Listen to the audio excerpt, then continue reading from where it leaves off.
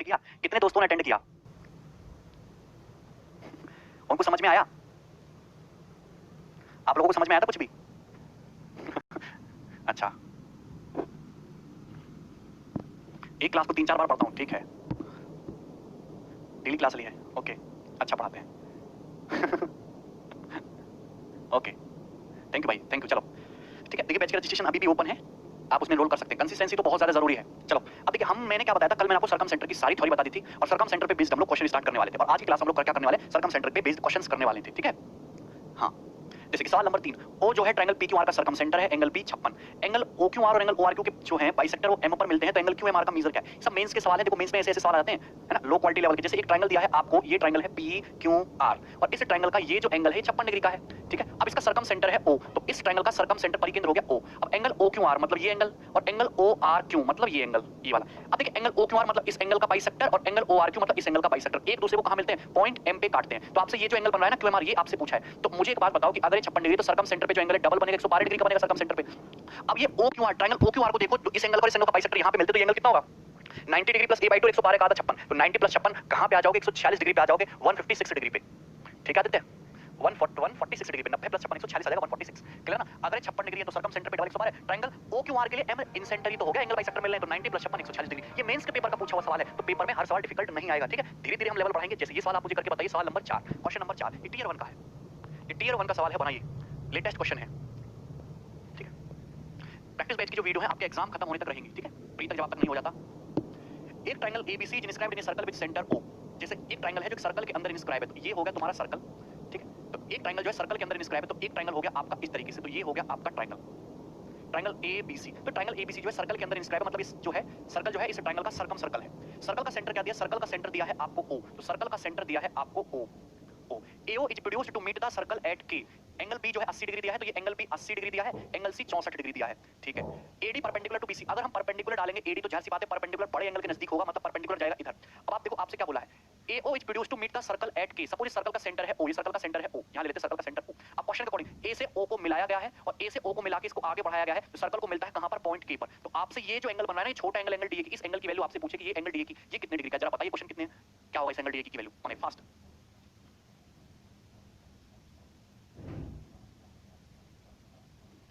Triangle circle के अंदर triangle ABC inscribed है, 80 डिग्री 64 डिग्री, AD परपेंडिकुलर है, परपेंडिकुलर बड़े एंगल के नजदीक होगा, O सर्कल का सेंटर है, AO को आगे बढ़ा है, पॉइंट K पर मिला, DA की वैल्यू बतानी है।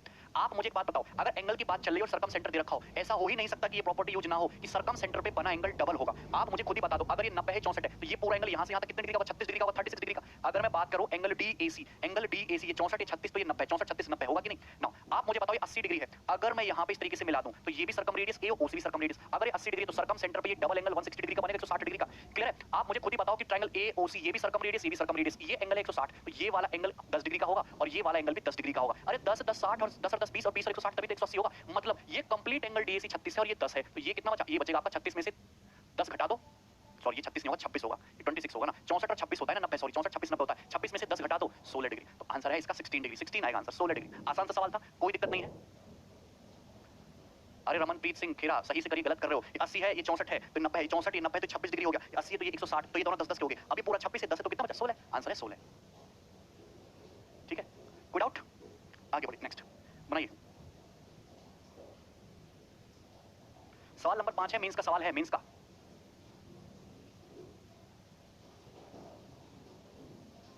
ऐसा संजू कौन सी किताब में लिखा है? इधर देखो, दिए गए चित्र में OX, OY और OZ तीनों साइड्स के परपेंडिकुलर बाइसेक्टर है, लंब समद्विभाजक है। एंगल QPR 65, ये एंगल 65 डिग्री दिया है। मैं थोड़ा बड़ा कर दूं क्वेश्चन को, ये है क्वेश्चन।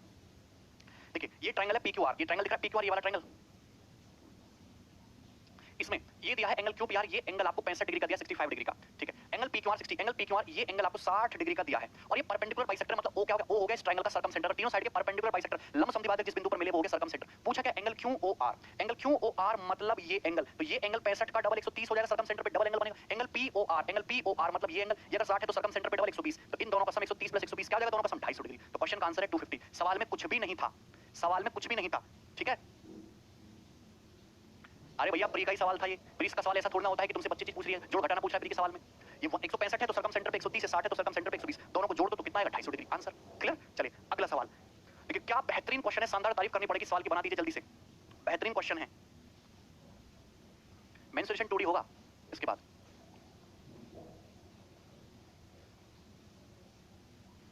होगी राहुल, दिक्कत होगी, मेंस्ट्रुएशन 2D नहीं समझ में आएगा जब तक आप ज्योमेट्री नहीं पढ़ोगे अच्छे से। अगर कल वाली थ्योरी नहीं पढ़ी है तो तुम्हें कुछ भी पल्ले नहीं पड़ेगा और मैं कुछ भी नहीं समझाऊंगा। दिए गए चित्र में देखो ट्रायंगल दिखा, triangle ABC, triangle ABC in the given triangle ABC, O is the circumcentre of triangle ABC. Triangle ABC का ओ क्या है? ओ है सर्कम सेंटर। बीसी की वैल्यू डीसी के बराबर, मतलब जो लेंथ डीसी की है वही लेंथ बीसी की है। एंगल एबीडी, ये एंगल 20 डिग्री का, एंगल एबीडी 20 डिग्री का है। आपसे थीटा मतलब ये एंगल पूछा है। अब मुझे एक बात बताइए, सर्कम सेंटर है तो ये बात लगी कि सर्कम सेंटर तीनों वर्टिसेस से इक्वल डिस्टेंस पर होता है, और सर्कम सेंटर वो पॉइंट है जो तीनों वर्टिसेस से इक्वल दूरी पर हो। ओबी भी सर्कम रेडियस है, ओए भी सर्कम रेडियस है, ओसी भी सर्कम रेडियस है, और सर्कम सेंटर पे बना एंगल डबल होता है। अगर आप ट्रायंगल ओएबी को देखो, ये 20 डिग्री है तो ये एंगल भी 20 डिग्री होगा। आइसोसेलेस ट्रायंगल है, अगर ये 20 है कितना होगा? 140, 20 और 20 40, तो ये एंगल कितने का होगा? 140 डिग्री, 140 डिग्री।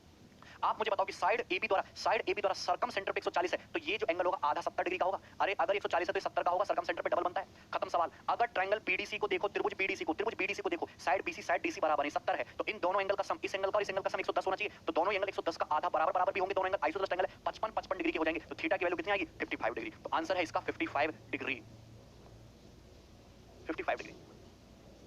को नहीं समझ में आ रहा तो छोड़ दो, तुम्हारे बस की बात नहीं है, ठीक है? जो समझ में आए वो समझ लो। और क्या कर सकते हैं बताओ? ऐसे कल 1.5 घंटा थ्योरी बता दी, एक स्टेप बेसिक सवाल अभी चल रहे हैं, अभी तो हाई लेवल चीज आई भी नहीं और तुम्हें समझ नहीं आ रहा, तो कमी तो तुम्हारे अंदर है, फिर सब कुछ होगा मेंस्ट्रुएशन 3D में। क्लियर है? अगर ये 20 है तो 140 होगा। अरे सर्कम सेंटर पे डबल एंगल बनता है कि नहीं? तो ये वर्टेक्स पे 70 पे 55 बराबर होगा कि नहीं? कोई डाउट इसमें? अरे बोल दो, अगला सवाल ले लो, तगड़ा क्वेश्चन कराएंगे भाई। ये रहा सवाल, नेक्स्ट।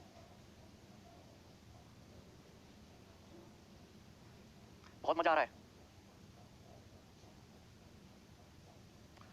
बहुत इजी है। देखो in triangle ABC the internal bisector of A B and C intersect the circumcircle at P Q R. देखो ये हो गया तुम्हारे ट्रायंगल एबीसी का सर्कम सर्कल, मतलब ये हो गया आपका ट्रायंगल एबीसी।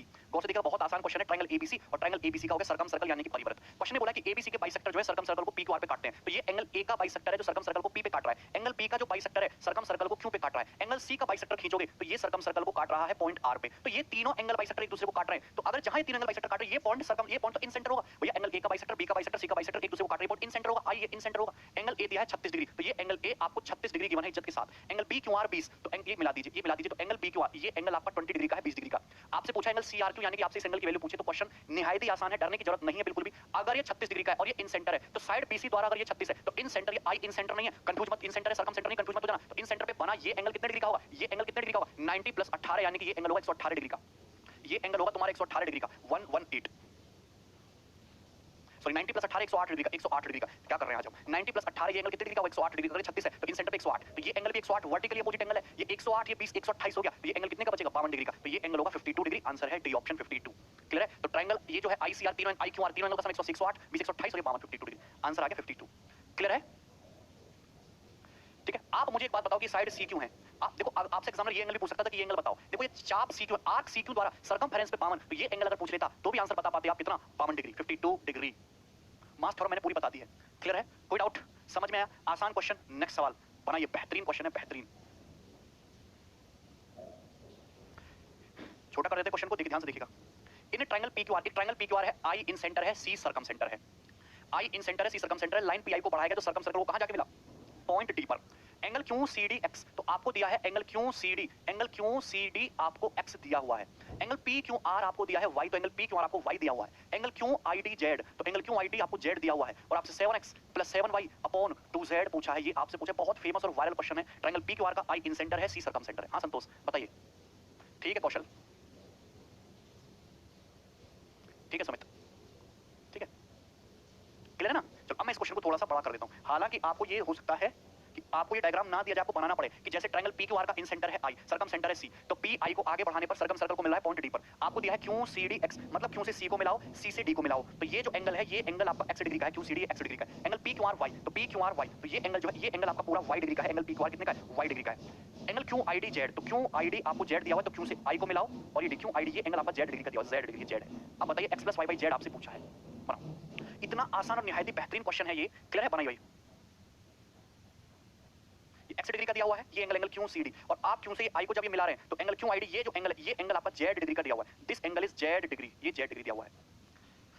आप मुझे खुद ही बताओ कि सर्कल के इस आर्क द्वारा क्यूडी द्वारा सेंटर पे अगर x डिग्री है तो सरकमफेरेंस पे ये एंगल आधा बनेगा x/2 डिग्री बनेगा कि नहीं? सर्कल के किसी आर्क द्वारा सेंटर पे बना कोण, पहले मैं मेथड से बता रहा हूं, सर्कल के किसी आर्क द्वारा सेंटर पे बना कोण डबल होता है सरकमफेरेंस पे बने कोण के। चाप क्यूडी द्वारा सेंटर पे जो एंगल बन रहा है वो बन रहा है तुम्हारा कितना बन रहा है? वो बन रहा है आपका x डिग्री। तो इसी आर्क क्यूडी द्वारा सरकमफेरेंस पे x/2 डिग्री का बनेगा। आप मुझे खुद ही बताओ कि ये जो एंगल है कौन सा angle? Angle PQR y degree का है, I इन सेंटर है और Q वर्टेक्स है। तो वर्टेक्स और इन सेंटर को मिलाने वाली लाइन होती है एंगल बाइसेक्टर। मतलब अगर ये पूरा एंगल y है तो ये आधा ये y/2 डिग्री और नीचे वाला भी y/2 डिग्री का होगा। अरे इन सेंटर कैसे बनता है? ट्रायंगल है, ट्रायंगल का इन सेंटर। तो इन सेंटर जो है एंगल बाइसेक्टर के इंटरसेक्शन से बनता है, एंगल बाइसेक्टर के इंटरसेक्शन से। तो अगर भैया ये एंगल y/2 है तो ये भी y/2 होगा। इन सेंटर और शीर्ष को मिलाने वाली लाइन कौन समद्विभाजक होती है? एंगल आधा हो जाएगा, y/2 सवाल खत्म। अगर आप गंदी नजर से इस ट्रायंगल को देखो, कौन से ट्रायंगल को? ट्रायंगल P Q I को अगर आप देखो गंदी नजरों से, ये x/2 है, ये y/2 है, ये x/2 है, इस ट्रायंगल को x/2, ये y/2, एक्सटीरियर कितना है? z। तो x/2 प्लस y/2, एक्सटीरियर कितना है तुम्हारा? z है, तो ये z आ जाएगा, z। तो x/2 प्लस y/2 बराबर z डिग्री, z इधर आ जाएगा। तो x प्लस y बटे 2z बराबर क्या आ जाएगा? 1। 7 से मल्टीप्लाई कर लो तो 7x प्लस 7y बटे 2z बराबर क्या आ जाएगा? 7। तो इस क्वेश्चन का करेक्ट आंसर है 7। 7x प्लस 7y बटे 2z कितना है? 7। Exterior angle bisector theorem. ये y/2 ये ट्रायंगल PIQ का एक्सटीरियर एंगल है, ये z। ठीक है, x/2 प्लस y/2 किसके बराबर आएगा? z डिग्री के। ठीक है, एक सेकंड।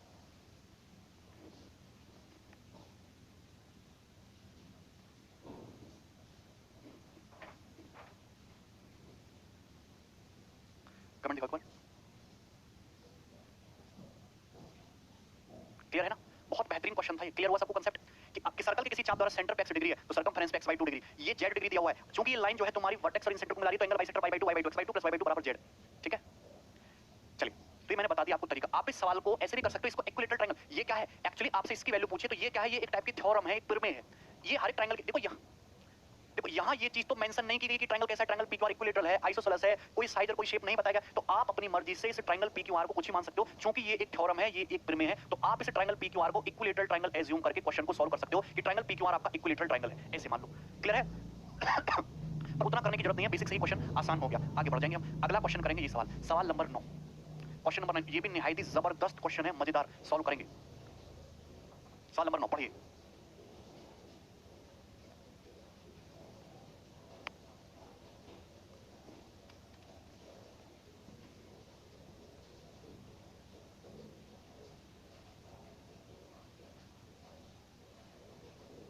रिस्टार्ट करो। 2 मिनट का ब्रेक करेंगे यार, क्योंकि मुझे आपके कमेंट नहीं दिखाई दे रहे, टेक्निकल इशू है। 2 मिनट बाद क्लास शुरू करेंगे। ठीक है, आप क्वेश्चन सॉल्व करो, तब तक रिपीट होता रहेगा। चलिए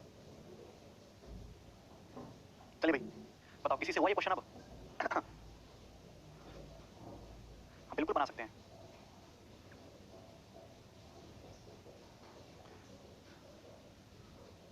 अच्छा पंकज, अगर इंग्लिश नहीं आती भारत जैसे हिंदी भाषी शहर में, हिंदी आए ना आए पर इंग्लिश आना सबसे ज्यादा जरूरी है। ये प्रैक्टिकली मैं बता रहा हूं। हिंदी आपको सीखना तो हिंदी तो आती है, वो तो पैदा हुए सीखे पैदा हुए। नया क्या सीखा? तो नया सीखोगे इंग्लिश। इंग्लिश एक आसान लैंग्वेज है, दुनिया की सबसे आसान लैंग्वेज की अगर मैं बात करूं, लिटरली सबसे आसान लैंग्वेज इंग्लिश है। अब सबसे आसान लैंग्वेज को नहीं समझ पा रहे हो और सबसे टफ लैंग्वेज आपने सीख ली पैदा होते ही। लैंग्वेज का बड़ा इशू नहीं है। ठीक है, हाँ ये क्वेश्चन हुआ।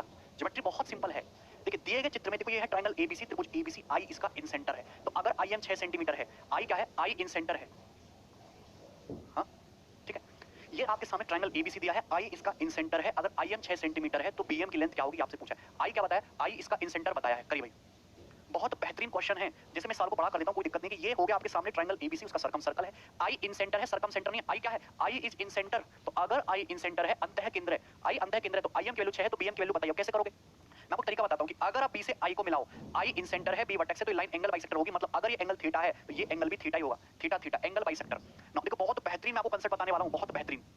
मुझे ये बात बताओ कि ये I क्या है? I तुम्हारा इन सेंटर है, तो AI लाइन एंगल बाइसेक्टर है। अगर ये एंगल अल्फा, तो ये एंगल भी अल्फा होगा कि नहीं? अल्फा अल्फा होगा, कोई दिक्कत है? अब मुझे एक बात बताओ, अगर मैं सर्कल के इस आर्क को पकड़ लो, इस आर्क MC को, आर्क इस MC द्वारा अगर सरकमफेरेंस पे ये एंगल अल्फा है, इस आर्क MC द्वारा अगर सरकमफेरेंस पे ये एंगल अल्फा है, तो इसी आर्क MC द्वारा सरकमफेरेंस पे ये जो एंगल बनेगा, क्या ये एंगल भी आपका अल्फा नहीं होगा? हमने B से M को मिला दिया। ऐसे देखो ना, ऐसे देखो ना, ट्रायंगल है तो ट्रायंगल के किसी आर्क द्वारा, ये आर्क इस आर्क द्वारा अगर ये एंगल अल्फा है तो इसी आर्क द्वारा ये एंगल भी अल्फा होगा। सेम आर्क में बने कोण बराबर होते हैं। क्लियर है? समझ में आया कि नहीं, कोई डाउट है? जैसे सर्कल के चाप सीएम द्वारा सरकमफेरेंस पे ये एंगल अल्फा, तो इसी चाप सीएम द्वारा ये सरकमफेरेंस पे एंगल सीबीएम भी अल्फा और सीएएम भी अल्फा। तो आप मुझे बताओ कि अगर ये अल्फा ये थीटा है तो एक्सटीरियर एंगल कितना होगा? एक्सटीरियर एंगल होगा अल्फा प्लस थीटा। ये एंगल भी कितना होगा? ये एंगल भी हो गया अल्फा प्लस थीटा। अब क्वेश्चन आपके लिए सॉल्व हो चुका है। अगर आप ट्रायंगल बीआईएम, त्रिभुज बीआईएम को देखो, ट्रायंगल बीआईएम को, ये एंगल भी अल्फा प्लस थीटा, ये एंगल भी अल्फा प्लस थीटा, मतलब ये ट्रायंगल कैसा है? आइसोसेलेस। मतलब जो लेंथ आईएम की है वही लेंथ बीएम की है, तो बीएम की लेंथ भी आईएम के बराबर होगी और कितनी होगी? 6 सेंटीमीटर होगी, 6 सेंटीमीटर होगी। अगर आईएम 6 है तो बीएम भी 6 सेंटीमीटर होगा। अब बताइए समझ में आया? बहुत बेहतरीन क्वेश्चन था। देखो मतलब जो लेंथ आईएम की वही लेंथ बीएम की, और आपसे सीएम की लेंथ पूछी जाती तो सीएम की लेंथ भी 6 आती। आईएम, बीएम और सीएम तीनों की ही लेंथ बराबर होती है, एक थ्योरम भी है, एक थ्योरम भी है। जो लेंथ आईएम की वही लेंथ बीएम की और वही लेंथ सीएम की, तीनों बराबर होगा 6 6 6। और क्यों होगा बराबर? मैंने आपको प्रूफ भी करके बता दिया। ये अल्फा, तो ये अल्फा, ये एंगल बाइसेक्टर थीटा थीटा, ये alpha plus theta, alpha theta का एक्सटीरियर अल्फा प्लस थीटा, तो ये ट्रायंगल कैसा बन गया? आइसोसेलेस समद्विबाहु बन गया। है ना मजेदार सवाल? बताइए, क्लियर है? बताइए। अरे भैया पूरा सवाल फिगर में सॉल्व हो गया। अब ये शॉर्ट ही तो है, हमने कोई कैलकुलेशन किया हो, कहीं पेन उठाया हो, कुछ किया हो यहां पर, ठीक है? अरे रेडियस नहीं है बेवकूफ, आई सरकम सेंटर नहीं है, आई इन सेंटर है। No short trick. जिस तरीके से हमने पीएम को आईएम के इक्वल किया, सेम उसी तरीके से सीएम भी आईएम के इक्वल आ जाएगी, दोनों बराबर ही होंगे। आगे चलें, अगले क्वेश्चन पे आ जाते हैं। नेक्स्ट क्वेश्चन बनाइए, ये रहा 2017 मेंस का क्वेश्चन है, बनाइए।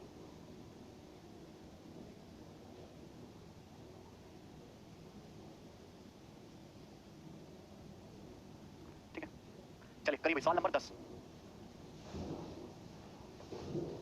देखो शिफ्टिंग मेथड केवल उन्हीं सवालों में लगता है जो अपने आप में थ्योरम होती है। तो जिस बच्चे को ये पता है थ्योरम और थ्योरम का मीनिंग जानता है, उसको कभी शिफ्टिंग लगाने की जरूरत ही नहीं पड़ेगी। शिफ्टिंग ज्यादा सर्कल के क्वेश्चंस में लगता है, मैं आपको वो भी सिखाऊंगा। अब ये क्वेश्चन करिए, एबीसी ज्योमेट्री शिफ्टिंग या शॉर्ट ट्रिक के दम पे नहीं चलती, ज्योमेट्री हमेशा कांसेप्ट के दम पे चलती है। अगर शॉर्ट ट्रिक से ज्योमेट्री सीखी जाती तो हर बच्चा मेंस के 12 सवाल सही करके आता, लेकिन बच्चे के हालात ये है कि 12 में से 2 सवाल भी सही नहीं होते। क्यों सही नहीं होते? क्योंकि वो ऐसा कोई छोटा तरीका ढूंढता है। छोटा तरीका होता तो जिंदगी आसान हो जाती। छोटा नहीं है कुछ भी, रास्ता कठिन और लंबा है, समझे कि नहीं? और वो तैर के जाना है भाई, ठीक है? एबीसी एक समकोण त्रिभुज है, एंगल एसीबी 90 डिग्री, ये राइट एंगल ट्रायंगल है। इसमें एसीबी ये जो एंगल है ना भाई, ये एंगल 90 डिग्री का है। This angle ACB is 90 degree. Angle ABC 30, तो ये एंगल 30 डिग्री का हो गया। तो आप मुझे खुद ही बताओ कि एंगल कितने डिग्री का हो गया? 60 डिग्री का हो गया। 30 60 90 ट्रायंगल हो गया। त्रिभुज के सरकम रेडियस और साइड बीसी का रेशियो बता रहे हैं, तो त्रिभुज की सरकम रेडियस और साइड बीसी का रेशियो बता रहे हैं। आप मुझे बताइए, मुझसे रेशियो पूछा है, अगर 30 डिग्री के सामने 1 यूनिट हो तो 60 डिग्री के सामने होता है √3 यूनिट और 90 डिग्री के सामने होता है 2 यूनिट। ये रेशियो है। यही रेशियो है कि अगर ये साइड 1 सेंटीमीटर है तो ये √3 सेंटीमीटर 2 सेंटीमीटर। अगर हाइपोटेनियस 2 है, अगर हाइपोटेनियस 2 है तो सरकम रेडियस होती है हाइपोटेनियस का आधा। सरकम रेडियस 1 है, साइड बीसी कितनी है? √3, तो सरकम रेडियस से बीसी का रेशियो कितना आ गया? 1:√3, 1:√3। खत्म, वेरी इजी। अब बताओ इसमें क्या लगाओगे? अगर आपको कंसेप्ट पता होता, सवाल 2 सेकंड का था। मेंस का सवाल है ये, बनाइए। अभी मैंने राइट एंगल ट्रायंगल में क्या मैंने आपको बताया नहीं कि राइट एंगल ट्रायंगल की सरकम रेडियस हाइपोटेनियस का आधा होती है। 30 60 90 ट्रायंगल में साइड में क्या रेशियो होता है सब बताया है। चलो बढ़िया, आगे बनाएंगे। नेक्स्ट ये रहा, बताओ ये खूबसूरत सवाल 2018 मेंस का है। इतना टफ सवाल क्या आप नहीं कर पाओगे सवाल को? एक ट्रायंगल की साइड 11 60 और 61 है। What is the radius of the circle circumscribe the triangle? Triangle को सर्कमस्क्राइब करने वाले सर्कल की रेडियस क्या होगी? 30.5 होगी। एक ही सेकंड में आ जाएगा। आपको पता है कि अगर किसी ट्रायंगल की साइड 11 60 61 है तो ट्रायंगल कैसा है? ट्रायंगल है राइट एंगल, ये पाइथागोरन ट्रिपलेट है, और पाइथागोरन ट्रिपलेट समकोण त्रिभुज है। तो इसको सर्कमस्क्राइब करने वाले सर्कल की जो रेडियस होगी वो हाइपोटेनस का आधा, 61 का आधा, 30.5 सेंटीमीटर होगी। खत्म, कुछ नहीं है। बताओ, पेपर में डायरेक्ट सवाल बनते। ये रहा क्वेश्चन, बनाइए। ये भी 2018 मेंस का सवाल है।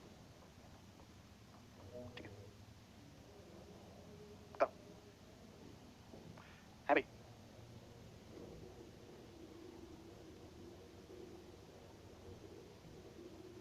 बिल्कुल लेटेस्ट क्वेश्चन जो अभी एग्जाम में आया मैं वही करा रहा हूं, वो भी करा रहा हूं, ठीक है?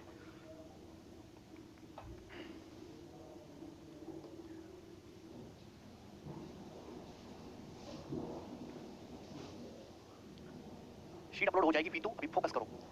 एक ट्रायंगल की साइड 56 90 106 है, तो बताइए सरकमफेरेंस बताइए, इसके सर्कल की सरकमफेरेंस बताइए। पहले आप स्पेशल ट्रिपलेट याद करो जो आज तक किसी एग्जाम में यूज नहीं हुआ, लेकिन एसएससी ने इसका यूज कर दिया। पता नहीं क्यों यूज किया। स्पेशल ट्रिपलेट्स है तुम्हारा 28 45 और 53। स्पेशल ट्रिपलेट्स 28 45 और 53, 28 45 और 53। ये पाइथागोरन ट्रिपलेट है, 28 45 और 53 सेम प्रोसेस है। मतलब अगर किसी ट्रायंगल की साइड 28 45 और 53 है तो राइट एंगल ट्रायंगल है, जिसमें सबसे बड़ी भुजा 53 53 90 डिग्री के सामने हाइपोटेनस। 53 क्या है? 53 हाइपोटेनस है। लेकिन एसएससी ने थोड़ी और कलाकारी कर दी, इसका भी डबल करके लिखा है। तो 28 का डबल 56, 45 का डबल 90 और 53 का डबल 106। ये भी पाइथागोरन ट्रिपलेट होगा। किसी भी नंबर से मल्टीप्लाई करो, पाइथागोरन ट्रिपलेट ही होगा। तो इसकी जो सर्कम रेडियस होगी, ये क्या होगी? हाइपोटेनस का आधा, 106 का आधा, 53 सेंटीमीटर आ जाएगी। सर्कम रेडियस पूछता तो 53 हो जाता, लेकिन पूछा है सर्कमफेरेंस, तो सर्कम सर्कल की परिवृत्त की परिधि का फॉर्मूला 2 पाई r और कैपिटल आर है 53, तो 53 दूनी 106 पाई, 106 पाई, 106 पाई। क्लियर है? अच्छा आदित्य, ठीक है, 106 पाई। वैसे भी आप डायरेक्ट पुट कर सकते हो कि 2r हाइपोटेनस 106 होगा, 106 पाई आंसर। नेक्स्ट सवाल बनाइए। ये क्वेश्चन आते हैं पेपर में, खूब आता है। ये 2017 मेंस का सवाल है। What the area of circum circle of A triangle, triangle के सर्कम सर्कल का एरिया बताना है जिसकी साइड है 6, 8 और 10। अगर 6, 8, 10 साइड है तो पाइथागोरन ट्रिपलेट है, तो सर्कम रेडियस आ जाएगी हाइपोटेनस 10 का आधा 5।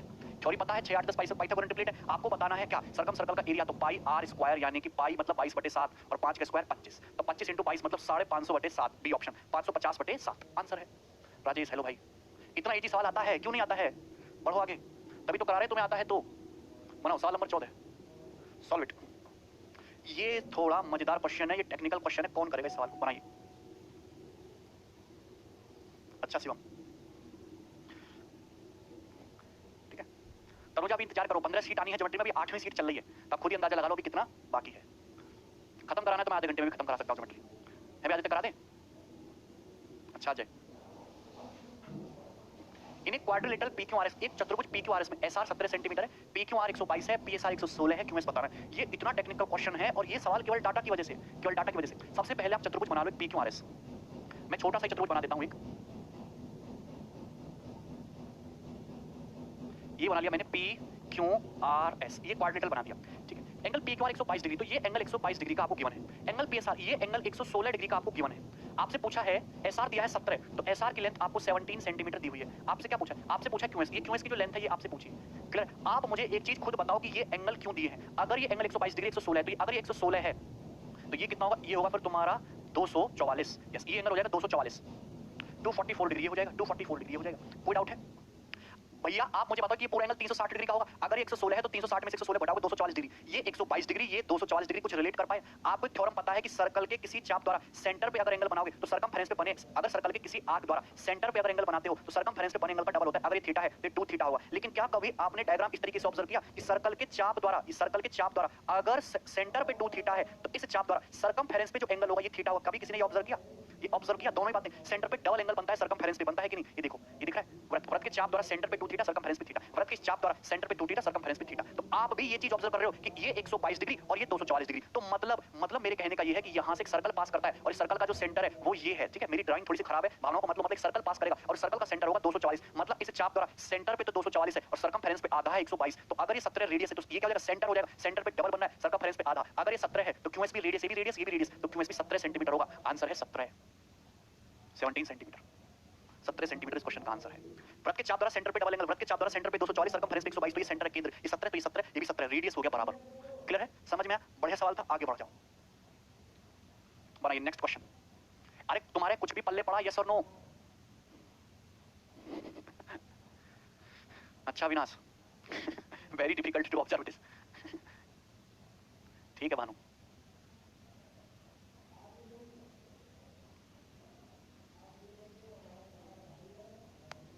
ठीक है गोविंद। देखिए ट्रायंगल PQR में एंगल क्यों 60 डिग्री है, तो ये ट्रायंगल PQR है, इसमें एंगल क्यों 60 है? PR 14√6 है, तो ये हो गया PQR।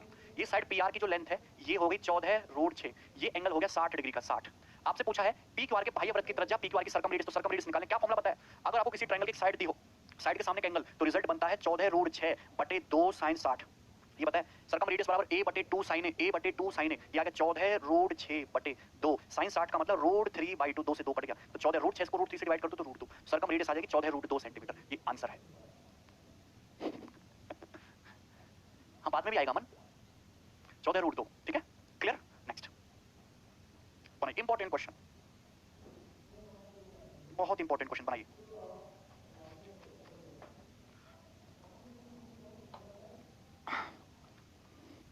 क्लास नोट्स तो डला हुआ है भाई।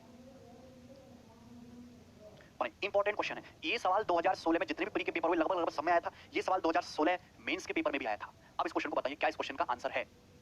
दिए गए चित्र में देखो, दिए गए चित्र में ABC क्या है? ABC एक ट्रायंगल है जिसमें AB की लेंथ क्या है? AB की लेंथ है 10 सेंटीमीटर, AC की लेंथ है 6 सेंटीमीटर, 6 हो गया, और ये AE क्या है? परपेंडिकुलर है BC पर, और AE की लेंथ है 4 सेंटीमीटर, 4 सेंटीमीटर। तो आपसे पूछा है AD डायमीटर दिया है, AD व्यास दिया है, तो आपको इसको सर्कम सर्कल की रेडियस बतानी है, सर्कम सर्कल की रेडियस बतानी, बताइए कैसे करोगे? बड़ा कर देते हैं क्वेश्चन को। आपको यहां पे दिया है AB 10 सेंटीमीटर, आपको दिया है AC 6 सेंटीमीटर, ये परपेंडिकुलर है, ये एंगल 90 डिग्री का है, तो और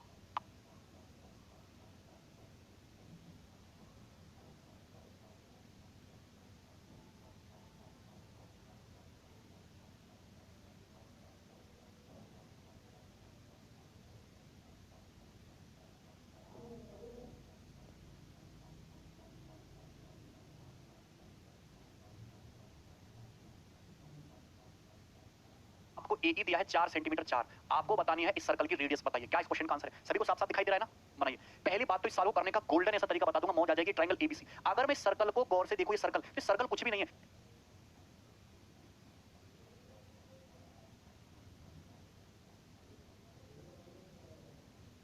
ये ट्रायंगल ABC का सर्कम सर्कल है, ट्रायंगल ABC का सर्कम सर्कल है। बताओ ये जो है कुछ भी नहीं है, ट्रायंगल ABC का सर्कम सर्कल है, परिवृत्त है। इस ट्रायंगल ABC के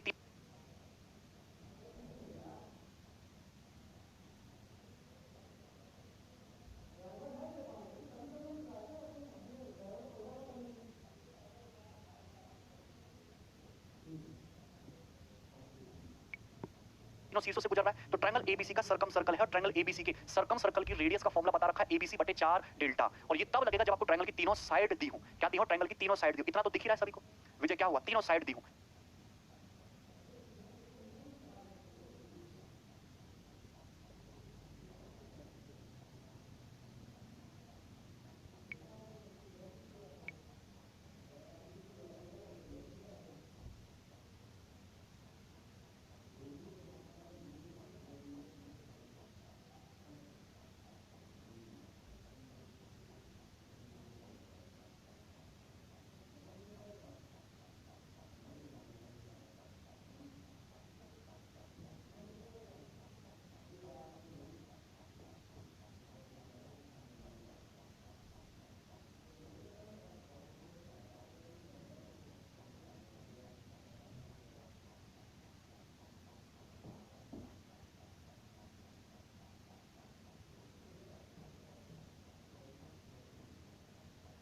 अब मुझे बताइए, इस ट्रायंगल की एक साइड दी है 10 सेंटीमीटर, दूसरी साइड दी है 6 सेंटीमीटर। अब बहुत सारे बच्चे उदास हो जाएंगे कि ट्रायंगल की तीसरी साइड तो दी ही नहीं है, तीसरी भुजा तो दी ही नहीं, लेकिन फिर भी ये क्वेश्चन सॉल्व हो जाएगा। इस ट्रायंगल की तीसरी भुजा क्या है? तीसरी साइड है BC। ट्रायंगल की तीसरी साइड क्या है? BC। 10 6 तीसरी BC बटे 4 डेल्टा। डेल्टा मतलब ट्रायंगल का एरिया, ट्रायंगल ABC का एरिया। तो ट्रायंगल का एरिया होता है 1/2। अगर मुझे ट्रायंगल ABC का एरिया निकालना है तो मुझे साइड BC है और साइड BC के परपेंडिकुलर है, उसके ऊपर लंब है AE। मतलब BC की ऊंचाई कितनी है? BC के ऊपर ऊंचाई है AE 4। तो ट्रायंगल ABC का एरिया 1/2, बेस है BC और हाइट है इसकी 4 यानी कि 4।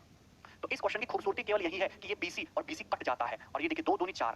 ठीक है, तो सर्कम रेडियस होगी 60/8, और 60/8 का मतलब 7.5 सेंटीमीटर, 7.5 सेंटीमीटर क्वेश्चन का आंसर होगा। BC से BC कट जाएगा।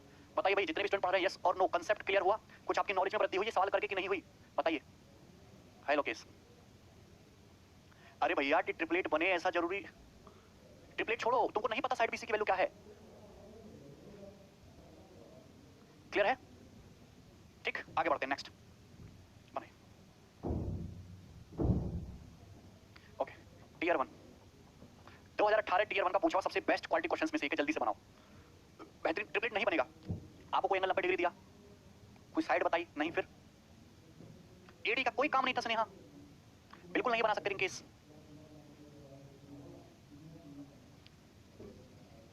अच्छा संजू, ऋतिक निकालने की जरूरत क्या है?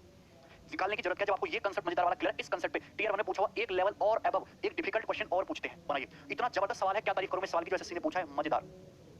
बनाइए। इन सर्कल ऑफ रेडियस 10 सेंटीमीटर, एक सर्कल की रेडियस 10 है जिसका सेंटर है O। PQ और PR दो कॉर्ड्स हैं, दो जीवाएं हैं, दोनों जीवाओं की लेंथ है 12। PO जो है कॉर्ड QR को पॉइंट S पे इंटरसेक्ट करता है, तो OS की लेंथ बताइए। तो सबसे पहले आप खींचिए एक सर्कल, ये हो गया तुम्हारा एक सर्कल। खींचिए सर्कल। अब इस सर्कल का है सेंटर O, इस सर्कल का सेंटर हो गया O। सर्कल की रेडियस दी है 10 सेंटीमीटर, रेडियस दी है 10 सेंटीमीटर। अब दो कॉर्ड दो जीवाएं खींचेंगे, जीवा तो जानते हो PQ और PR, तो P पॉइंट कॉमन है, मतलब दोनों जीवाएं सेम पॉइंट P से खींच रही हैं। तो यहां ये मान लीजिए कि ये पॉइंट आपका P है, ये पॉइंट P है। क्लियर है? सर्कल की रेडियस है 10 सेंटीमीटर, तो ये जो रेडियस है ये तुम्हारी 10 सेंटीमीटर है, 10। अब देखिए जो तो जीवाएं खींचेंगे PQ और PR, उनकी लेंथ है 12। तो आप मुझे बताइए कि अगर देखो, अगर मैं यहां पे इस तरीके से भी ये 10 मानता हूं, 10 और ये 10, तो 10 रूट 2 ये हो जाना चाहिए 14 के आसपास। लेकिन जीवा 12 दी है, तो कॉर्ड PQ और PR आपकी यहीं अटक जाएंगी, वहां तक पहुंच ही नहीं पाएंगी PQ और PR। PQ की लेंथ भी 12 सेंटीमीटर हो जाएगी और PR की लेंथ भी 12 सेंटीमीटर हो जाएगी। क्लियर है? और आप क्यों से आर को इस तरीके से मिला दीजिए, तो हमने क्यों से आर को मिला दिया। तो मेरी ये बात आप लोग समझ में आई कि मैंने क्यों किया ऐसा। आप मुझे बताओ कि अगर ये 10 है, तो अगर मैं ये वाली रेडियस भी खींचूं, आप मुझे बताओ कि ये 10 है, ये भी 10 है, 10 और 10, तो ये कितना होगा? ये हो जाएगा 10 रूट 2। 10 रूट 2 का मतलब 14.14, तो ये डिस्टेंस 14.14 है। लेकिन अपने को जीवा तो 12 ही दिया, तो जाहिर सी बात है ये इधर रह जाएगा, उधर पहुंच नहीं पाएगा, 14 से छोटा है तो इधर ही रह जाएगा। क्लियर है? तो कहने का मतलब है कि कॉर्ड PQ और PR सेम पॉइंट P से खींच गई है, ये भी 12 सेंटीमीटर और ये भी 12 सेंटीमीटर और ये है 10 सेंटीमीटर। क्लियर है? क्वेश्चन में साफ साफ बोला गया है कि ये जो है PO, ये लाइन है PO, ये QR को, कॉर्ड QR को कहां पे काटती है? पॉइंट S पे काटती है। तो आपको ये जो कांटा डिस्टेंस है SO, ये कांटा डिस्टेंस SO ही आपको निकालनी है, और ये हमारा क्वेश्चन था। और कैसे करेंगे बताइए? अच्छा नीरज, बनाओ जरा इस क्वेश्चन को। SO आपको निकालना है, कैसे करेंगे? देखिए मैं आपको चीज बताता हूं, अगर आप इस क्वेश्चन को भी ध्यान से देखते गंदी नजरों से, अगर आप इस क्वेश्चन को भी ध्यान से देखते तो आपको यहां पे एक चीज नजर आती कि ये तुम्हारा सर्कल है, और इस सर्कल जो है, ये सर्कल जो है ट्रायंगल पी क्यू आर के तीनों वर्टिसेस से गुजर रहा है। ये जो सर्कल है, ये ट्रायंगल पी क्यू आर का सर्कम सर्कल है, त्रिभुज पी क्यू आर का परिवृत्त है। आपको बस इतना लॉजिक लगाना है कि जो सर्कल है, अगर आप ध्यान से देखो, ये ट्रायंगल पी क्यू आर का सर्कम सर्कल है। अगर ट्रायंगल पी क्यू आर का सर्कम सर्कल है तो इस सर्कल की रेडियस होगी ए बी सी बटे 4 डेल्टा। इस सर्कल की रेडियस है कितनी? 10 सेंटीमीटर। ये है 10 सेंटीमीटर, तो 10 सेंटीमीटर। इस बार ये उल्टा सवाल पूछा है, एक साइड कितनी है इसकी? ये 12 है, और एक साइड ये कितनी है तुम्हारी? 12 है, तो 12 इंटू 12। तीसरी साइड के बारे में नहीं पता कि तीसरी साइड इस ट्रायंगल की कितनी है? क्यू आर बटे 4 डेल्टा। डेल्टा का मतलब 1/2 बेस। बेस मतलब क्या होगा? बेस। अगर मैं ट्रायंगल की साइड, अगर मैं ट्रायंगल पी क्यू आर के एरिया की बात करूं, देखो जो चीज ऊपर है वही चीज नीचे है। ये भी पार है, ये भी पार है, जो चीज सेम ऊपर है वही चीज नीचे, तो ये जो एंगल होगा ना, इक्वल इक्वल होगा। ये एंगल भी 90 डिग्री है, ये एंगल भी 90 डिग्री, दोनों आइसोसेलेस ट्रायंगल, दोनों कैसे ट्रायंगल है? कॉन्ग्रुएंट ट्रायंगल है। जो ऊपर है सेम वही चीज नीचे है, तो दोनों एंगल 90 डिग्री के होंगे। तो आप मुझे बताइए, अगर मैं ट्रायंगल पी क्यू आर की साइड क्यू आर को बेस मानता हूं, तो क्यू आर के ऊपर परपेंडिकुलर क्या है? क्यू आर के ऊपर परपेंडिकुलर है पीएस। तो यहां देखो, क्यू आर से क्यू आर कट जाएगा, 2 से 4 2 बार कट जाएगा, क्लियर है? और 12 से 2 6 बार कट जाएगा, तो पीएस की जो लेंथ आएगी 72/10 यानी कि 7.2 सेंटीमीटर आएगी। 7.2 मतलब पी से एस तक की ये जो डिस्टेंस है, ये 7.2 सेंटीमीटर है। आपसे पूछा है एसओ, ये रेडियस है 10, ये है 7.2, तो 10 में से 7.2 हटा दीजिए, एसओ की लेंथ कितनी आ गई? एसओ की लेंथ आ गई 2.8 सेंटीमीटर। तो इस क्वेश्चन का आंसर है 2.8। ये इस क्वेश्चन का करेक्ट उत्तर होगा। क्लियर? बताइए। 10 6 8 नहीं बनेगा भाई। कितने बच्चों को ये सवाल समझ में आया? नहीं मानेगा सुमित, यस और नो करके बताओ। कितने बच्चों को ये वाला सवाल समझ में आया? यस और नो। यस, क्लियर है? प्रमोद कमेंट विजिबल है तुम्हारे। बढ़िया सवाल था, बेहतरीन क्वेश्चन आपके लिए लेके आऊं। अब एक क्वेश्चन जो है इसी टाइप का है, किधर गया? ये बनाओ। ये भी तुम्हारा पेपर का पूछा हुआ सवाल है, दोनों अलग अलग शिफ्ट में पूछे गए थे और सेम क्वेश्चन बनाई जल्दी से। गर्दा देखिए, एक सर्कल है जिसकी रेडियस 10 सेंटीमीटर, सेंटर है ओ। देखो सेम ही सवाल में डायग्राम बना दे रहा हूं जल्दी से। ये होगा तुम्हारा सर्कल, और ये होगा तुम्हारा सर्कल का सेंटर ओ, तो ये होगा सर्कल का सेंटर ओ। पी क्यू और पी आर दो कॉर्ड है, इक्वल कॉर्ड है। पी क्यू और पी आर तो इक्वल कॉर्ड है, दोनों की लेंथ है 12 सेंटीमीटर, यानी किसी सेम पॉइंट पी से दो कॉर्ड खींची गई है। अब सर्कल की जो रेडियस है ये तो 10 सेंटीमीटर है, तो यहां से यहां तक की जो लेंथ है तो 10 हो ही गई। अब दो कॉर्ड है इक्वल, एक कॉर्ड है पी क्यू और दूसरी कॉर्ड है आपकी पी आर, और दोनों की लेंथ कितनी है? दोनों की लेंथ 12 सेंटीमीटर। इसकी भी लेंथ 12 है और इसकी भी लेंथ 12 ही है। आपसे पूछा है कॉर्ड क्यू आर की, तो इस बार थोड़ा सा चेंज कर दे कि आपसे कॉर्ड क्यू आर की लेंथ पूछी है। ये कॉर्ड क्यू आर आपसे पूछा है, ये एंगल कितने डिग्री का? 90 डिग्री का, और इस पॉइंट को एस मान लो, और नीचे भी 90 डिग्री का एंगल है। ठीक है भैया, ये 12 सेंटीमीटर, ये 12 सेंटीमीटर, जो पिक्चर ऊपर है वही पिक्चर नीचे है। आपको इस बार कॉर्ड क्यू आर की लेंथ पूछी है, ये क्वेश्चन है। बनाइए जरा, ये क्वेश्चन में हटा दो। क्लियर है? डिफरेंट साइड की दोनों कॉर्ड इक्वल हैं 12 12 की, और रेडियस है सर्कल की 10। तो इस क्वेश्चन को करने में मैं बहुत बेहतरीन एक ऐसा कंसेप्ट बताने वाला हूं जो आपको बहुत काम आएगा। एरिया इक्वल करने वाला। कौन सा एरिया इक्वल करने वाला? आप मुझे बताओ कि मुझे क्यूआर निकालना है, तो क्यूआर को डायरेक्ट आएगा नहीं, जो लेंथ क्यूएस की है वही लेंथ एसआर की है। क्यूएस और एसआर दोनों बराबर बराबर हैं, और ये क्यूआर का क्या है? आधा है। इतनी बात तो पता है। आपको निकालना है क्यूएस, कैसे निकलेगा? अगर मैं क्यू से ओ को मिला दूं तो ये भी सर्कल की रेडियस 10 सेंटीमीटर। क्या आपको ट्रायंगल पीओ क्यों दिखता है? ये कंसेप्ट बहुत सालों में लगेगा। आपको ट्रायंगल दिखता है क्या? पीओ क्यों? ये ट्रायंगल देखिए, ये ट्रायंगल देखिए, आपको ट्रायंगल दिख रहा होगा यहाँ पे पीओ क्यू। ये भी रेडियस 10 सेंटीमीटर, ये भी रेडियस 10 सेंटीमीटर, और ये कॉर्ड पी क्यू 12 सेंटीमीटर, और आपने क्यू से परपेंडिकुलर डाल रखा है, परपेंडिकुलर डाला है 90 डिग्री का एंगल आपने ड्रॉ कर रखा है एस पॉइंट पर, और आपको इस क्यूएस की लेंथ निकालनी है। आप मुझे बताओ, आप इस ट्रायंगल पीओ क्यू का एरिया नहीं निकाल सकते? एरिया 12 10 22 और 10 32, तो सेमी पेरीमीटर हो गया 16। तो इस ट्रायंगल का एरिया हो जाएगा हीरोज फार्मूला से 16, 16 माइनस 12 4, 16 माइनस 10 6, 16 माइनस 10 6। तो ट्रायंगल का एरिया कैसे निकलेगा? ये हो गया हीरोज फार्मूला से ट्रायंगल का एरिया। एरिया बराबर होता है 1/2 बेस। अगर मैं इस ट्रायंगल की साइड पीओ को बेस मानता हूं, तो ये साइड रेडियस है 10, और इस बेस के ऊपर की जो हाइट है क्यूएस, तो यहां से इस ट्रायंगल की हाइट निकल आएगी, क्यूएस हाइट निकल आएगी। समझ में आएगी नहीं? तो 6 चौक 6 दूनी 12 और 12, देखो 6 दूनी 12 और 12 और 4 कितना जाएगा तुम्हारा? 48। 48 इस ट्रायंगल का एरिया हो जाएगा। 48 बराबर 5 इंटू क्यूएस, तो क्यूएस की जो लेंथ है 48/5 यानी कि 9.6 सेंटीमीटर आ गई। क्लियर? कोई डाउट? तो यानी कि ये क्यूएस तुम्हारा यहां से यहां तक 9.6 है, ये भी 9.6 है, तो क्यूआर जो है 9.6 का डबल 19.2 सेंटीमीटर आएगा। 19.2 ही इस क्वेश्चन का आंसर है। ये इक्वल लग दिया एरिया को। ये कंसेप्ट बहुत इंपॉर्टेंट है। मुझे इसको पता है कि ट्रायंगल का एरिया निकल जाएगा। मुझे निकालना है एक एल्टीट्यूड, तो एरिया निकालो हीरोन से। एल्टीट्यूड कैसे निकालोगे? एरिया बराबर equal to base into height. Base पता है, हाइट निकाल ली। क्लियर है? कोई डाउट यहां तक? हीरोन्स रूल तब लगाना है जब आपको ट्रायंगल की तीनों साइड दी हो। बिल्कुल आइसोसेलेस ट्रायंगल में यहां से परपेंडिकुलर डाल के भी निकाल सकते हैं। 10 है, ये 10 है, तो ये तुम्हारा हो जाएगा 6 6, ये हो जाएगा 8, तो 12 8 96 का आधा 48। वैसे भी निकाल सकते हो, वैसे भी निकाल सकते हो, कोई दिक्कत नहीं है। एरिया आप कैसे भी निकाल सकते हो, चाहे आइसोसेलेस ट्रायंगल से निकालो, चाहे हीरोज फार्मूला से निकालो। 1 सेकंड का क्वेश्चन है, अगर आपको कांसेप्ट क्लियर है तो। रोहित बिल्कुल टाइम नहीं लगेगा, थोड़ा फास्ट तो होना ही पड़ेगा। क्लियर है? चलिए आगे बढ़ते हैं, ठीक है ना?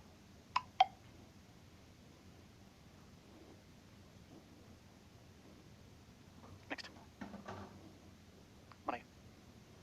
हाँ, आइसोसेलेस ट्रायंगल के लिए डायरेक्ट फार्मूला रटने की कोई जरूरत नहीं है, ठीक है? 10 6 8 आइसोसेलेस ट्रायंगल का एरिया आप कैसे भी निकाल सकते हो। आइसोसेलेस वाला आइडिया बढ़िया है ना? 10 6 8 परपेंडिकुलर डाल दो, 96 का आधा 48 आ जाएगा। अगला सवाल करो। एक त्रिभुज की साइड 6 8 और 10 है। इस त्रिभुज के सरकम सेंटर और इन सेंटर के बीच की दूरी बतानी है। सरकम सेंटर और इन सेंटर के बीच की दूरी बतानी है। आप मुझे खुद ही बताओ कि सरकम सेंटर और इन सेंटर के बीच की दूरी का formula capital R square minus twice of capital R small r। अब अगर इस ट्रायंगल की साइड 6 8 10 है तो सर्कम रेडियस होगी 10 का आधा 5 सेंटीमीटर, और इन रेडियस होगी 3 4 5, इन रेडियस 1, 6 8 10, इन रेडियस 2। तो सर्कम सेंटर इन सेंटर के बीच की दूरी 25 माइनस 5 दूनी 10 दूनी 20, और 25 में से 20 घटा दो अंडर रूट 5, तो आंसर है रूट 5। खत्म। क्लियर है? अच्छा विनाश, ए ऑप्शन। बता चुका मैं थ्योरी कैसे होता है सर्कम सेंटर इन सेंटर के बीच की दूरी। बने सवाल नंबर 20।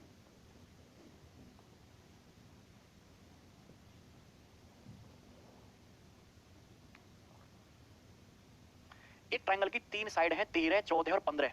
तो ट्रायंगल का आपको बताना है सर्कम सेंटर और इन सेंटर के बीच की दूरी। देखो मैं आपको चीज क्लियर कर देता हूं कि 13 14 15 एक स्पेशल ट्रायंगल है। 13 14 15 एक स्पेशल ट्रायंगल है जिसकी तीनों साइड कॉन्जिक्यूटिव इंटीजर है, और इसका जो एरिया होता है वो बड़ी आसानी से निकलेगा। एक्चुअली दो राइट एंगल ट्रायंगल से मिलकर बना है। अगर आप यहां से परपेंडिकुलर डालो, मैं इसका बेसिक बता देता हूं कि ट्रायंगल आया कहां से। 13 को देख के ट्रिपलेट आता है दिमाग में किसी के 5 12 13, 5 12 13 किसी के दिमाग में ट्रिपलेट आता है, ये 5 है तो ये हाइट होगी तुम्हारी 12 है, तो 5 12 13 ट्रिपलेट आ गया।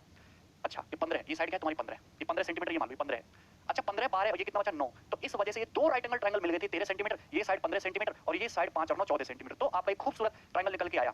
तो इस ट्रायंगल की अगर मैं एरिया की बात करूं तो इस ट्रायंगल का एरिया आएगा 1/2 14 इंटू 12 यानी कि 12 7 84 84 सेंटीमीटर स्क्वायर। अगर इस ट्रायंगल की सेमी पेरीमीटर की बात करूं तो सेमी पेरीमीटर होगा 15 13 28 14 42 का आधा 21। अगर इसकी इन रेडियस की बात करूं तो डेल्टा बटे एस 84 बटे 21 4 सेंटीमीटर होगी इस ट्रायंगल की इन रेडियस। सभी को पता है, क्लियर है, कोई डाउट? अगर मैं इस ट्रायंगल की सर्कम रेडियस की बात करूं तो 13 इंटू 14 इंटू 15 बटे 4 डेल्टा, डेल्टा का मतलब 84, तो 14 छिंग 84, 3 पंजे 15 3 दूनी 6 यानी कि 65 बटे 8 65/8 आ जाएगी सर्कम रेडियस। डिस्टेंस निकालें तो डिस्टेंस का फॉर्मूला होगा under root R square minus 2r, ये तो फॉर्मूला है R square minus 2r small R. तो आर सर्कम रेडियस 65 बटे 8 तो कॉमन ले लिया, तो ब्रैकेट में बचेगा 65 बटे 8 minus circum minus 2 of small R भी कितना हो जाएगा तुम्हारा 8 हो जाएगा, 8 2 चौक 8। तो ये आ जाएगा 65 बटे 8 इंटू 65 माइनस 64 यानी कि 1 बटे 8 उसका अंडर रूट, तो ये आ जाएगा 65 का अंडर रूट 65 और 64 का अंडर रूट 8, तो ये आ जाएगा रूट 65/8, सी ऑप्शन रूट 65/8। ये इस क्वेश्चन का करेक्ट आंसर है। पूरा मैंने आपको सब कुछ बता दिया इस ट्रायंगल के बारे में, रेडियस सर्कम रेडियस और डिस्टेंस का गोल्डन फॉर्मूला तो पता ही है, under root capital R square minus twice of capital R small R, किसके लिए? आपके सर्कम सेंटर और इन सेंटर के बीच की दूरी निकालने के लिए। क्लियर है यहां तक? ठीक है, हाँ डैनी बिल्कुल आएगा। ठीक है चलो नेक्स्ट सवाल नंबर 21।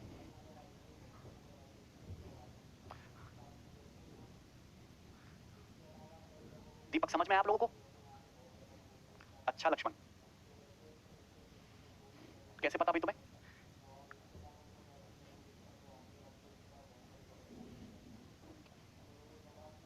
ये तुम्हारे 2017 टीयर 1 का सवाल है और बढ़िया क्वेश्चन है। पुष्पिंदर हाँ सुनाओ भाई, सुनो पुष्पिंदर। मोगेम्बो है रवि, किसने मेरा नाम मोगेम्बो रख दिया? अच्छा लक्ष्मण, विक्रम के बेहोश हो जाऊंगा। पिक एकदम क्लियर है। देखिए इन ए quadrant of a circle a square is made in such a manner that two adjacent vertices of a square situated on radius is equidistant from center of circle and rest two vertices are situated on circumference. Its side of a square is root 5/2 centimeter, then radius of circle is। देखिए बहुत quadrant समझते हो, quadrant circle का एक चौथा हिस्सा मतलब quarter circle, तो ये है तुम्हारा एक क्वार्टर सर्कल, सर्कल का एक चौथा हिस्सा, ये है क्वार्टर सर्कल है ना। अब क्या है कि इसके अंदर एक स्क्वायर, एक वर्ग बनाया गया है कि दो एडजेसेंट वर्टिसेस जो है स्क्वायर की वो रेडियस पे है इक्विडिस्टेंस। देखो ये हो गया इसका सेंटर क्वार्टर सर्कल का। अब इसके अंदर एक स्क्वायर बनाया गया है, स्क्वायर सच में इस तरीके से बनाया गया कि दो क्रमागत जो शीर्ष है स्क्वायर के वो रेडियस पर हैं और सेंटर से इक्वल दूरी पर है, और बाकी जो दो वर्टिसेस है वो सर्कमफेरेंस पे हैं। हाँ वीतू संतोष पढ़ लो भाई, आपकी भी बहुत। लक्ष्मण क्या बोलते हैं भाई?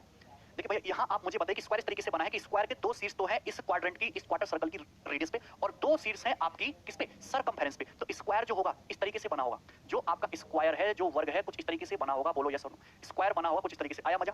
कि दो जैसे स्क्वायर बना दिया मैंने ए बी सी डी, ध्यान से सुनिएगा, ये स्क्वायर ये वर्ग है, इसके दो शीर्ष जो है रेडियस पे हैं कॉन्जिक्यूटिव, और दो शीर्ष सर्कमफेरेंस पे हैं, दो शीर्ष क्या है? सर्कमफेरेंस पे। और दो एडजेसेंट वर्टिसेस जो है, जैसे एडजेसेंट वर्टिसेस जो है ये सेंटर से इक्वल डिस्टेंस पर है, मतलब ओए और ओबी की लेंथ बराबर दी। यहाँ पे साफ साफ बोले ना कि दो एडजेसेंट वर्टिसेस जो है स्क्वायर की रेडियस पर है और इक्वल डिस्टेंस है सेंटर से, मतलब जो ओए की लेंथ है वही ओबी की लेंथ है, ये बोला है। ठीक है नहीं लक्ष्मण कोई डाउट है? ओए और ओबी आपसे इक्वल बोला है। तो अगर आपको स्क्वायर की साइड रूट 5/2 दी है तो सर्कल की रेडियस बताएं। पहली बात तो अगर इस स्क्वायर की साइड स्मॉल ए है, अगर इस स्क्वायर की साइड ए है और इस सर्कल की रेडियस है स्मॉल आर, तो डायरेक्ट रिलेशन होता है, रिलेशन याद रख लेना कि रेडियस होता है अंडर रूट 5/2 ए, ये ध्यान रखना, रेडियस होता है अंडर रूट 5/2 ए। खत्म। दिस इज द थ्योरम, चाहे आप इसको याद भी रख सकते हो। अब ये कैसे हुआ मैं आपको बता रहा हूं, गौर से सुनिएगा। आप मुझे बताओ कि ये एंगल 90 डिग्री का है, तो ये एंगल 45 का होगा, ये एंगल भी 45 का होगा। मैं आपको बताना चाहता हूं कि जब भी आपको एक सर्कल के, जब भी सर्कल के अंदर कोई दूसरी फिगर डाली जाए, जब भी एक फिगर के अंदर दूसरी फिगर ड्रॉप की जाए, जैसे हम क्वार्टर सर्कल के अंदर डालते हैं स्क्वायर, तो 100% एक थ्योरम लगनी है पाइथागोरस थ्योरम, 100% पाइथागोरस थ्योरम लगनी है। और पाइथागोरस थ्योरम लगाने के लिए आपको ढूंढना है right angle triangle. Pythagoras theorem तो लगनी है। अगर मैं ए से सी को मिला दूं तो इतनी बात सभी लोग जानते हैं कि स्क्वायर का जो डायगोनल एंगल को बाइसेक्ट करता है, मतलब ये एंगल भी 45 ही होगा, तो ये एंगल भी 45 भी होगा। तो टोटल 45 प्लस 45, ये कंप्लीट एंगल 45 प्लस 45 कितने का हो गया? 90 डिग्री का हो गया, 90 डिग्री। अगर स्क्वायर की साइड ए है तो स्क्वायर का डायगोनल जो होगा, स्क्वायर का विकर्ण होगा, ये विकर्ण हो जाएगा a√2। अगर मैं o से c को मिला दूं तो ये क्वाड्रेंट की रेडियस हो जाएगी स्मॉल r। तो आपको मिल गया कि ये साइड a√2 है, ये 90 डिग्री के सामने स्मॉल r है। आपको ये डिस्टेंस चाहिए, ये डिस्टेंस कितनी है? तो बड़ा ही सिंपल है, आप मुझे खुद ही बताइए। ये 90 डिग्री का एंगल है, ये भी 90 डिग्री का एंगल है। अगर आप b से d को मिलाओगे तो ये भी स्क्वायर का डायगोनल है, ये भी स्क्वायर का डायगोनल है, तो ये भी 90 डिग्री का एंगल होगा, ये भी 90 डिग्री का एंगल होगा। आप मुझे बताइए कि स्क्वायर का डायगोनल होता है a√2, डायगोनल का आधा होता है a/√2। ये डायगोनल का आधा है, यहां से यहां तक a/√2 डायगोनल का आधा है, तो ये भी डायगोनल का आधा होगा a/√2। अरे भैया ये a/√2, ये a/√2 पूरा डायगोनल a√2, तो ये a/√2 है, 90 90 90 90, तो ये a/√2, तो सामने की साइड बराबर a/√2। अब सवाल आपका खत्म हो गया, क्वेश्चन में कुछ नहीं बचा। ये साइड है a/√2, तो इसका स्क्वायर हो गया a²/2, पाइथागोरस लगा दो। ये साइड है a√2, इसका स्क्वायर हो गया 2a² बराबर r², तो 2 दूनी 4 5, 5a² बटे 2 आ गया r²। तो यहां से रेडियस कितनी आएगी? अंडर रूट ले लोगे, √5/2a, ये आ जाएगी आपकी क्वाड्रेंट की रेडियस, √5/2। अब बताओ किसी को कोई दिक्कत हो इस सवाल में? किसी भी बच्चे को अगर कोई डाउट आया हो तो मुझसे पूछ सकता है।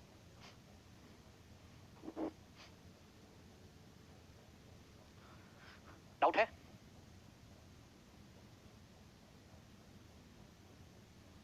ये डायगोनल a√2, ये रेडियस r, सेंटर और सर्कमफेरेंस के बीच की दूरी, ये डायगोनल a√2 का आधा a/√2, ये a/√2, ये a/√2, ये a/√2। पाइथागोरस थ्योरम लगा तो आंसर आ गया। अच्छा सुमित, एक बार इसको रिपीट करके देख लेना, सभी को समझ में आ जाएगा। जैसे यहाँ पे स्क्वायर की साइड √5/2 दिया, सर्कल की रेडियस पूछे तो साइड √5/2, √5/2 गुना √5/2 आ जाएगा 5/2, 5/2 का मतलब 2.5 सेंटीमीटर, तो सर्कल की रेडियस हो जाएगी 2.5। तो प्रॉपर्टी बताती तो 1 सेकंड में हो जाता क्वेश्चन। अरे भैया जब भी एक फिगर के अंदर दूसरी फिगर डालोगे तो पाइथागोरस थ्योरम लगेगी ही लगेगी, ठीक है। ये तुम एक राइट एंगल ट्रायंगल ढूंढो, स्क्वायर की साइड a मान ली, क्वाड्रेंट सर्कल की रेडियस r, तो ये रेडियस स्मॉल r, ये डायगोनल हो जाएगा स्क्वायर का a√2, ये a√2 हो गया, ये स्क्वायर का डायगोनल a√2 हो गया, तो ये 90 है, ये 90 है, ये भी 90 है, ये भी 90 है, स्क्वायर के डायगोनल एक दूसरे को 90 पे काटते हैं, ये a√2 का आधा a/√2, ये भी a/√2, तो ये डायगोनल a/√2, तो 90 90 90 90 रेक्टेंगल तो हो गया होगा, उसके सामने की साइड ये भी a/√2 होगी, ये a/√2, ये a√2 और r, पाइथागोरस लगा दो, खत्म। ठीक, चलिए अगला क्वेश्चन। ओके, और इसी के साथ हमने पूर्ण आहुति दे दी है सरकम सेंटर की। हो गया सरकम सेंटर। चलिए अब सभी लोग अगला हेडिंग डालेंगे अपनी कॉपी में, ऑर्थो सेंटर। अगला सेंटर ऑर्थो सेंटर, और हिंदी में हम लोग कहते हैं इसको लंब केंद्र।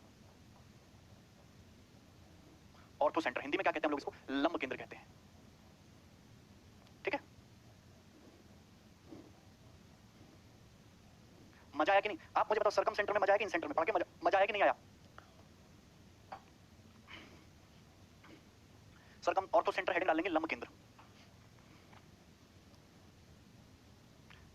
नहीं लक्ष्मण नहीं किया, देखो कितनी गलत बात है। दोनों में मजा आया, स्वाहा। अच्छा, दिमाग चलने लगा है कि नहीं आप लोगों का?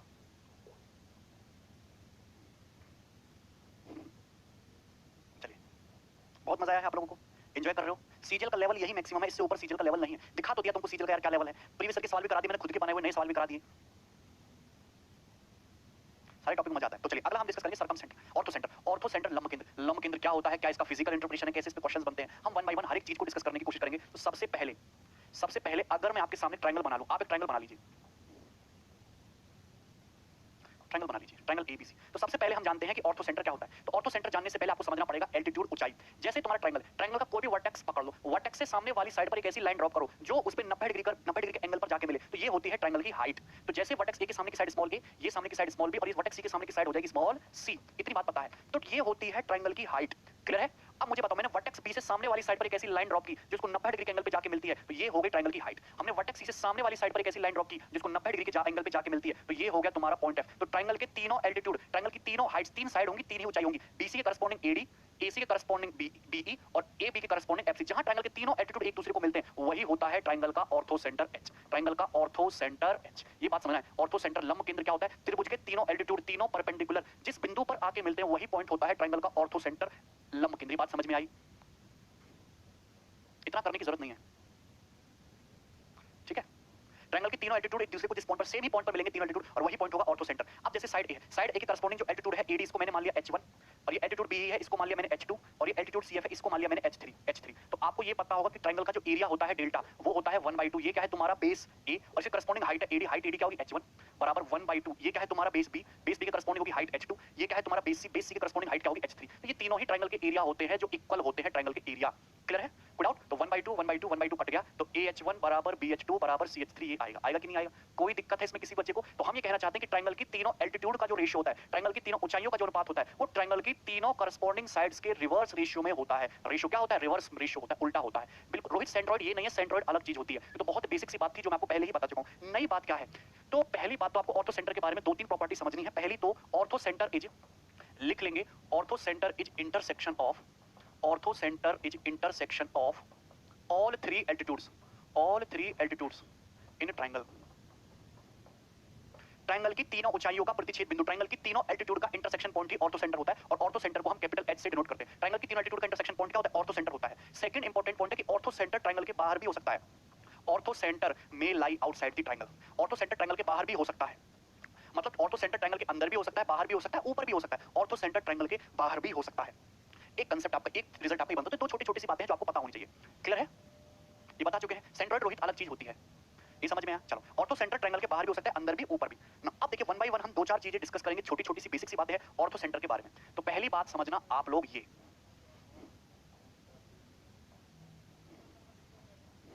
कि जैसे अगर मैंने आपके सामने बना दिया एक ट्रायंगल ABC, हमने ये बना दिया त्रिभुज ABC, गौर से देखना, ट्रायंगल ABC। तो ये ट्रायंगल की तीनों एल्टीट्यूड खींच दी मैंने, एल्टीट्यूड AD, ये खींच दिया मैंने एल्टीट्यूड BE, और ये खींच दिया मैंने एल्टीट्यूड CF। तो तीनों एल्टीट्यूड एक दूसरे को मिल रही हैं एक ही पॉइंट पर, और यही पॉइंट हो गया आपका ऑर्थो सेंटर H। तो आप एक चीज समझना कि साइड BC द्वारा ऑर्थो सेंटर पे ये एंगल बन रहा है, एंगल BHC। साइड BC द्वारा जो ऑर्थो सेंटर पे एंगल बनता है, ये एंगल BHC, एंगल BHC। इस एंगल की जो एंगल बन रहा है साइड BC द्वारा ऑर्थो सेंटर पे, ये एंगल BHC। इसकी देखो, साइड BC द्वारा ऑर्थो सेंटर पे BHC, और ये तुम्हारा तीसरा इसके जो अपोजिट एंगल है BAC, 180 डिग्री माइनस BAC होता है। ये रिजल्ट है, मतलब ये दोनों एंगल एक दूसरे के सप्लीमेंट्री होते हैं, संपूरक होते हैं ऑर्थो सेंटर के केस में। साइड AC द्वारा आप मुझे बताइए ऑर्थो सेंटर पे ये एंगल बन रहा है, एंगल CHA। तो एंगल CHA की जो वैल्यू होगी, ये होगी 180 degree minus ABC, 180 degree minus angle ABC। Side AB द्वारा ऑर्थो सेंटर पे ये एंगल बन रहा है, एंगल AHB। तो एंगल AHB की जो वैल्यू होगी, वो होगी 180 degree minus angle ACB, angle ACB। मतलब ये एंगल और ये एंगल दोनों एक दूसरे के सप्लीमेंट्री संपूरक कोण होंगे। ये थ्योरम है जो याद रखनी, पहली थ्योरम। त्रिभुज की किसी भुजा द्वारा लंब केंद्र पे बना कोण और उसी भुजा द्वारा ट्रायंगल में बना अपोजिट एंगल दोनों संपूरक होते हैं। ये एंगल और ये एंगल कॉम्प्लीमेंट्री एंगल होंगे, इन दोनों का योग हमेशा 180 डिग्री आएगा ऑलवेज। अच्छा, क्लियर है? आदित्य हिंदी में भी बता रहे हैं। हाँ भाई, जितने भी बच्चे पढ़ रहे हैं अभी तक मुझे कमेंट करके बताओ यस और नो कि आपको यहां तक चीजें क्लियर हो गई हैं। यहां तक चीजें क्लियर हुई हैं, यस और नो बता दो। यस और नो? सप्लीमेंट्री एंगल होंगे, क्लियर है? यस और नो? जितने भी बच्चे पढ़ रहे हैं सब बताएंगे। Excellent, okay, very good. अब ये क्यों हुआ मैं आपको बता दे रहा हूं, गौर से सुनिए। अब आप मुझे बताइए कि अगर मैं इस क्वाड्रिलेटरल चतुर्भुज, क्वाड्रिलेटरल AFHE, क्वाड्रिलेटरल को देखो AFHE, इस क्वाड्रिलेटरल को चतुर्भुज को गंदी नजर से देखो, ये क्वाड्रिलेटरल AFHE, ये देखो, ये 90 डिग्री का एंगल है, ये भी 90 डिग्री का एंगल है। इस AFHE क्वाड्रिलेटरल के चारों एंगल का सम कितना होना चाहिए? 360 डिग्री होना चाहिए। 90 90 180, तो ये हो गए। तो अगर ये एंगल A डिग्री का है, तो ये एंगल फिर 180 माइनस A डिग्री का होगा। अरे अगर इन दोनों का सम 90 डिग्री, ये 90 90 180 हो गया, तो इन दोनों का सम 180, क्वाड्रिलेटरल AFHE में ये A, तो ये 180 माइनस A। अब ये एंगल अगर 180 माइनस A है, तो इसका जो वर्टिकली अपोजिट एंगल है, वर्टिकली अपोजिट एंगल, ये भी कितना आएगा? ये भी 180 डिग्री माइनस A का ही होगा। इस वजह से हम ये कहते हैं कि इसमें आमने सामने के जो दोनों हैं, ये 180 degree minus 180 degree minus A, vertically opposite angle है। तो मतलब अगर ये A है, तो ये कितना आ गया? 180 डिग्री माइनस A। सप्लीमेंट्री होंगे दोनों एंगल। कैसे होंगे? सप्लीमेंट्री एंगल होंगे। क्लियर? एक थ्योरम क्लियर हुई, आगे बढ़ते हैं। दूसरा कांसेप्ट समझते हैं, दूसरा कांसेप्ट और बड़ा ही इंपॉर्टेंट है। अगर मैं आपके सामने एक ट्रायंगल बना दूं कुछ इस तरीके से, ध्यान से सुनना, ये बना दिया। अगर हम आपके सामने ट्रायंगल बना दे, ट्रायंगल ABC, H जो है इस ट्रायंगल का ऑर्थो सेंटर है। H क्या है? ऑर्थो सेंटर यानी कि लंब केंद्र है। O इस ट्रायंगल का सरकम सेंटर है यानी कि परिकेंद्र है। तो ऑर्थो सेंटर अलग होगा, सरकम सेंटर अलग होगा, ध्यान रखना। तो ये हो गया इस ट्रायंगल का ऑर्थो सेंटर H, और ये हो गया इस ट्रायंगल का सरकम सेंटर O। तो अगर मैं A से H को मिलाऊं, A से H को, तो ये एंगल आपका बनेगा थीटा। ये पिक्चर से ध्यान रखिएगा, पिक्चर से। और अगर मैं इस तरीके से मिलाऊं A से O को, सेम वर्टेक्स से अगर मैं मिला दूं सरकम सेंटर को, तो ये एंगल भी बनेगा आपका थीटा। ये दोनों एंगल, ये दोनों कोण मैग्नीट्यूड में बराबर होते हैं, इक्वल होते हैं, थीटा थीटा। इस बात को ध्यान रखिएगा, इस कांसेप्ट को। क्लियर है? यहां तक किसी बच्चे को कोई डाउट आया है अभी तक? कोई डाउट आया है? मैं आपके सामने एक सुंदर सा डायग्राम बनाया जिसमें ये ट्रायंगल ABC है, H ऑर्थो सेंटर है, O सरकम सेंटर, सेम वर्टेक्स से AH को मिला है, AO को मिला है, तो ये थीटा, ये थीटा। डायग्राम से ध्यान रखिए। बिल्कुल गजेंद्र, AFHE साइक्लिक होगा। अच्छा सत्यम, अब ये कैसे हुआ, ये छाप लिया, अरे कॉपी में तुम साथ साथ छाप रहे हो, मैं इसी में चेंज कर दूंगा। मुझे बताओ कि वर्टेक्स से ऑर्थो सेंटर है, ऑर्थो सेंटर है, आप इसको जब आगे बढ़ाओगे तो क्या ये 90 डिग्री के एंगल पे नहीं मिलेगा? सभी बताएंगे 90 डिग्री के एंगल पे नहीं मिलेगा। ऑर्थो सेंटर और वर्टेक्स मतलब एल्टीट्यूड, ये 90 डिग्री के एंगल पे मिलेगा। अगर ये 90 है, ये थीटा है, तो ये एंगल होगा 90 माइनस थीटा। ट्रायंगल के तीनों कोणों का योगफल 180 डिग्री, 90 थीटा 90 माइनस थीटा, सब कितना आएगा? 180 डिग्री, 180 डिग्री। ओ सर्कम सेंटर की तीनों वर्टिसेस से दूरियां बराबर होती है। मतलब कहने का ये है कि जो आपका OA है वही आपका OC है, दोनों ही सर्कम रेडियस है, दोनों ही सर्कम रेडियस है। अगर ओ सर्कम सेंटर है, अगर ये एंगल 90 माइनस थीटा है, तो सर्कम सेंटर पे डबल एंगल बनेगा, सर्कम सेंटर पे डबल एंगल बनेगा कितने डिग्री का बनेगा? 180 माइनस 2 थीटा। अगर ये 90 माइनस थीटा, तो सर्कम सेंटर पे डबल एंगल 180 माइनस 2 थीटा होगा कि नहीं? 180 माइनस 2 थीटा। आप इस ट्रायंगल को देखो, OAC को, त्रिभुज OAC को, त्रिभुज OAC को देखो, ये साइड और ये साइड बराबर है, आइसोसेलेस ट्रायंगल है। अगर 180 माइनस 2 थीटा है, तो इन दोनों एंगल का सम होना चाहिए 2 थीटा, 2 थीटा, 2 थीटा, और ये माइनस 2 थीटा कट जाएगा तभी तो 180 आएगा। मतलब अगर ये 180 डिग्री माइनस 2 थीटा, तो इन दोनों का सम 2 थीटा होना चाहिए, और दोनों बराबर बराबर भी होंगे, मतलब ये भी थीटा होगा और ये भी थीटा होगा। Theta theta 2 theta, 2 theta 2 theta cut गया, 180 माइनस 2 थीटा, मतलब ये एंगल भी थीटा आ गया और ये एंगल भी थीटा आ गया, दोनों थीटा थीटा होंगे। क्लियर है? यस और नो? कोई डाउट है इसमें? यहां तक ये आपका एक स्टैंडर्ड रिजल्ट निकल के आता है यहां तक। ठीक है भाई, आगे बढ़े, अगला कंसेप्ट। यहां तक चीज क्लियर है? चलिए नेक्स्ट, इसमें अगला कंसेप्ट समझेंगे। ऐसी बहुत सारी छोटी छोटी सी बातें हैं जो मुझे आपकी क्लियर करनी है, उसी के लिए तो आपने मुझे चुना है भाई। यही तो छोटे छोटे कंसेप्ट हैं जो अगर आपको पता हो तो सवाल आसान हो जाता है, रास्ता सरल हो जाता है। जैसे ट्रायंगल ABC है, यहाँ पे आप एल्टीट्यूड डालोगे तो ये एल्टीट्यूड होगा ED, यहाँ पे आप एल्टीट्यूड डालोगे तो ये एल्टीट्यूड होगा BE, और यहाँ आप एल्टीट्यूड डालोगे तो ये एल्टीट्यूड होगा CF। तो आपको पता होना चाहिए कि ट्रायंगल की तीनों साइड्स का सम, त्रिभुज की तीनों भुजाओं का योग AB plus BC plus CA, त्रिभुज की तीनों भुजाओं का योग हमेशा त्रिभुज की तीनों एल्टीट्यूड, तीनों हाइट AD BE और CF के योग से हमेशा बड़ा होता है, कभी इक्वल भी नहीं होगा, हमेशा बड़ा होगा। ट्रायंगल की तीनों साइड्स का जो सम है वो ट्रायंगल की तीनों एल्टीट्यूड से क्या होता है? हमेशा इक्वल, हमेशा ग्रेटर होता है। अरे अविनाश थीटा एज्यूम करके ही सॉल्व किया हमने, ठीक है, उसको छोड़ो, यहाँ पे आ जाओ। अरे तुम लोगों को समझ में आ रहा है कुछ? खुश हो कि नहीं हो? ट्रायंगल की तीनों साइड्स का जो सम है ट्रायंगल की तीनों एल्टीट्यूड से ग्रेटर होता है, बड़ा होता है, ठीक है। या फिर इस बात को ऐसे भी बोल सकते हो कि ट्रायंगल की तीनों साइड्स के सम का AB plus BC plus CA का अगर आप रेशियो लो ट्रायंगल की तीनों एल्टीट्यूड से AD plus BE plus CF, तो ये रेशियो जो हमेशा ग्रेटर देन 1 होगा। त्रिभुज की तीनों भुजाओं का, त्रिभुज की तीनों ऊंचाइयों के योग से जो रेशियो है हमेशा ग्रेटर देन 1 होता है। क्लियर है? कोई डाउट? और क्यों होता है अभी बताएंगे। अच्छा, आपको चीज पता है कि राइट एंगल ट्रायंगल में हाइपोटेनियस के सामने की साइड सबसे बड़ी होती है। राइट एंगल ट्रायंगल में हाइपोटेनियस के सामने की भुजा सबसे बड़ी होती है। आप इस थ्योरी को जानते हो?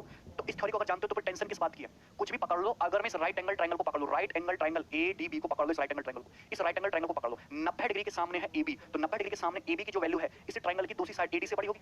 AB की वैल्यू AD से बड़ी होगी, बोलो हाँ। पकड़ लिया? अरे पकड़ लिया कि नहीं? कोई डाउट है? अगर आप इस समकोण त्रिभुज को पकड़ लो BEC को, जो मैं पकड़वा रहा हूं उसी को पकड़ना, उल्टी सीधी जगह मत लेना। BEC को पकड़ लो, ये एंगल 90 डिग्री का है, तो 90 डिग्री के सामने की जो साइड है BC, सामने की साइड जो है BC, ये बड़ी होगी किससे? BE से। BC हमेशा बड़ा होगा BE से, BC हमेशा बड़ा होगा किससे? BE से बड़ा होगा। क्लियर है? नाउ अब क्या करो, आप इस ट्रायंगल को पकड़ लो, राइट एंगल ट्रायंगल AFC, इस समकोण त्रिभुज को पकड़ लो AFC, इस समकोण त्रिभुज को पकड़ लो। 90 डिग्री के सामने क्या दिख रहा है? 90 डिग्री के सामने दिख रहा है AC, तो AC की जो वैल्यू है 90 डिग्री के सामने है AC, AC की जो वैल्यू है, क्या ये जो एल्टीट्यूड है FC इससे बड़ा नहीं होगा? बड़ा होगा, बिल्कुल बड़ा होगा। होगा कि नहीं? बड़ा होगा। और तीनों को जोड़ दो, जैसे ही जोड़ोगे तीनों को, AB plus BC plus CA बड़ा है AD plus BE plus CF से, तीनों को जोड़ दो और जैसे ही जोड़ोगे हमारा रिजल्ट आ गया। बताओ कोई डाउट है? किसी स्टूडेंट्स को यहाँ तक कोई डाउट आया हो जो मैंने आपको 3-4 बात बताई है उनमें? डाउट नाम की आशंका ही नहीं होती, ऐसा पढ़ा देते हैं हम। क्लियर है भाई? चारों थ्योरी क्लियर हुई?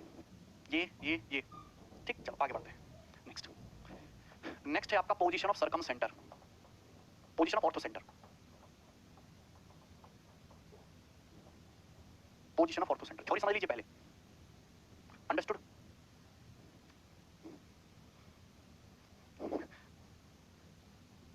अच्छा लक्ष्मण,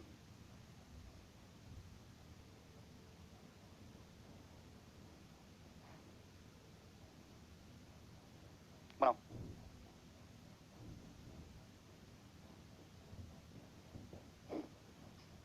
पोजीशन पे क्वेश्चन आता है कि ट्रायंगल में ऑर्थो सेंटर कहां कहां होता है, तो मैं तीनों ही ट्रायंगल बताऊंगा कि तीनों ही ट्रायंगल में, और ट्रायंगल हम किसके हिसाब से लेंगे? एंगल के हिसाब से, कि अगर मैं आपके सामने कोई एक्यूट एंगल ट्रायंगल बनाऊं, कोई न्यून कोण त्रिभुज बनाऊं, तो न्यून कोण त्रिभुज के अंदर, एक्यूट एंगल ट्रायंगल के अंदर ऑर्थो सेंटर लंब केंद्र कहां होगा? तो एक्यूट एंगल ट्रायंगल कुछ इस टाइप का होगा, तीनों एंगल जो है तुम्हारे एक्यूट एंगल होंगे, 0 डिग्री से बड़े, 90 डिग्री से छोटे होंगे, ठीक है।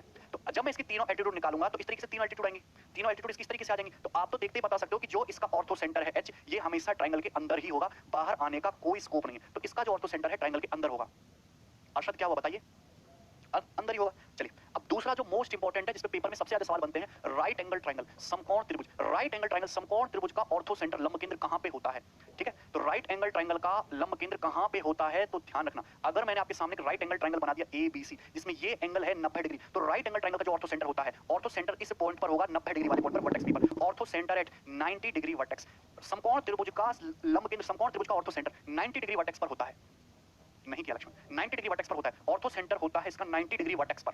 राइट एंगल ट्रायंगल का ऑर्थो सेंटर होता है 90 डिग्री वर्टेक्स पर। क्लियर है? 90 डिग्री वर्टेक्स पर होता है। कोई डाउट है?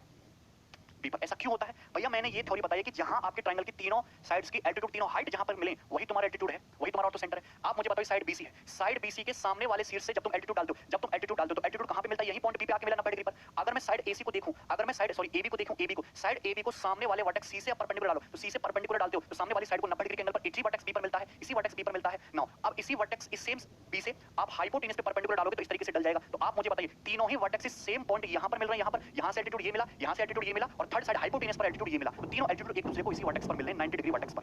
क्लियर है? कोई डाउट है? बोलो बात समझ में आई? यस और नो? ठीक, चलिए अच्छा एक बात और समझना, अगर मैं आपके सामने ट्रायंगल राइट एंगल ट्रायंगल बना दूं, ये समकोण त्रिभुज बना दिया ए बी सी, तो ये हो गया तुम्हारा ऑर्थो सेंटर लंब केंद्र और ऑर्थो सेंटर। अगर मैं इसके सरकम सेंटर की बात करूं तो सरकम सेंटर जो होगा वो हाइपोटेनस का मिड पॉइंट होगा, ये होगा तुम्हारा सरकम सेंटर हाइपोटेनस का मिड पॉइंट, और ये जो डिस्टेंस होगी ये तुम्हारी ऑर्थो सेंटर और सरकम सेंटर के बीच की डिस्टेंस होगी, तो ये जो है तुम्हारी सरकम रेडियस कैपिटल आर के बराबर होगी। तो अगर कभी भी ये सवाल पूछ रहा है कि राइट एंगल ट्रायंगल में distance between orthocentre and circumcentre, समकोण त्रिभुज के ऑर्थो सेंटर और सरकम सेंटर के बीच की दूरी बताइए, तो ऑर्थो सेंटर सरकम सेंटर के बीच की दूरी सरकम रेडियस और हाइपोटेनस का आधा होती है। ये this is the concept. Clear? यहां तक कोई दिक्कत है इसमें किसी बच्चे को? ठीक है,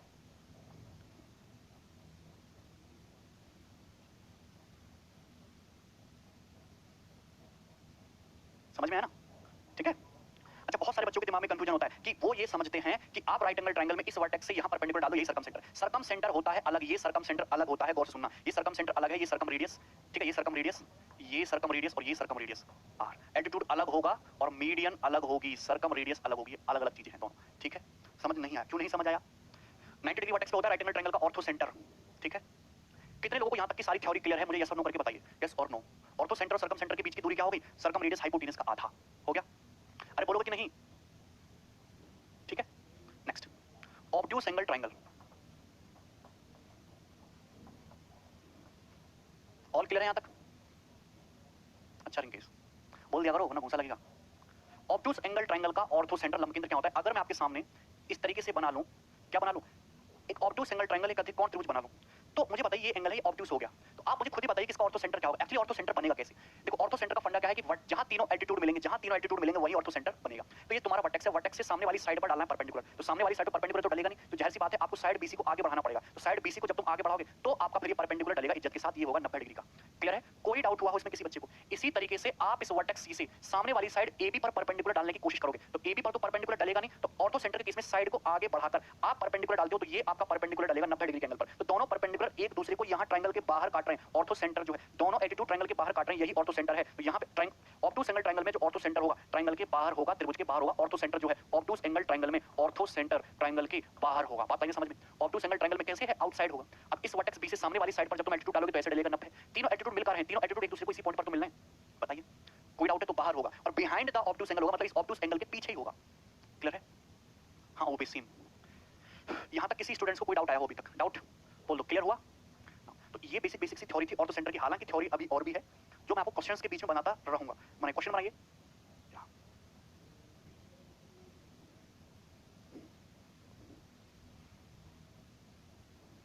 अभी थोड़ी सी थ्योरी और बाकी है, ठीक है? इतना करते हैं, बाकी थ्योरी भी हम पढ़ेंगे डिटेल में, पहले इन पर बेस्ड क्वेश्चंस करेंगे।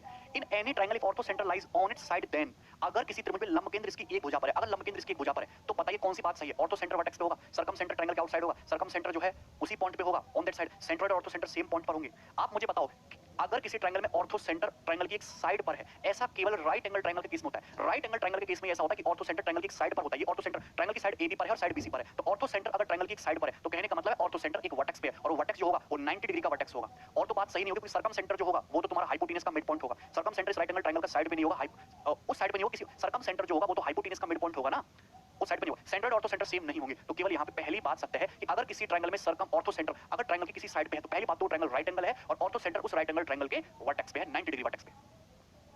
वही तो यहाँ पे किसी त्रिभुज में लंब केंद्र इसकी भुजा पर है, जैसे लंब केंद्र जो है भुजा एबी पर है कि नहीं? भुजा एबी पर है लंब केंद्र, तो भुजा एबी पर है, भुजा बीसी पर भी है, तो ये जो लंब केंद्र हो गया ये तुम्हारा इस राइट एंगल ट्रायंगल का एक वर्टेक्स हो गया। थ्योरी क्लियर होनी चाहिए, आगे बढ़ो।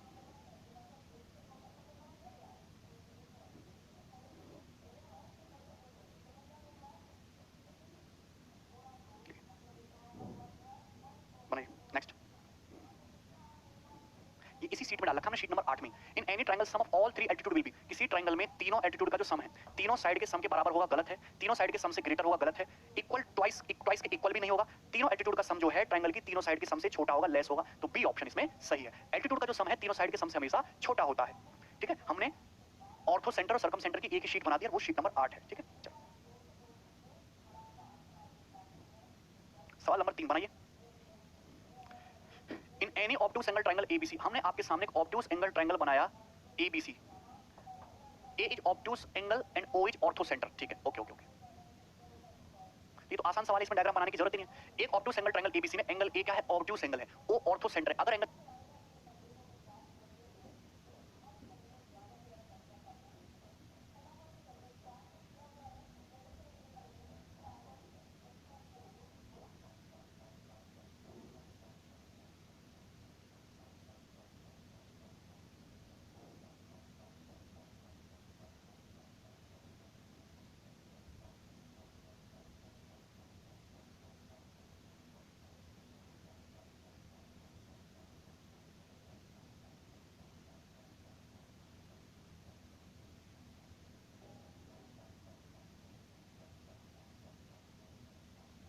बीओसी 54 डिग्री है तो एंगल बीएसी क्या होगा भैया, ऑर्थो सेंटर पे अगर 54 डिग्री का एंगल है तो एंगल बीएसी क्या होगा, 180 में से 54 को घटा दो 126 डिग्री होगा, 126 डिग्री। सप्लीमेंट्री एंगल होने चाहिए कि नहीं? अरे सप्लीमेंट ऑर्थो सेंटर पे जो एंगल बनेगा, डायग्राम बनाने में टाइम वेस्ट नहीं करना है।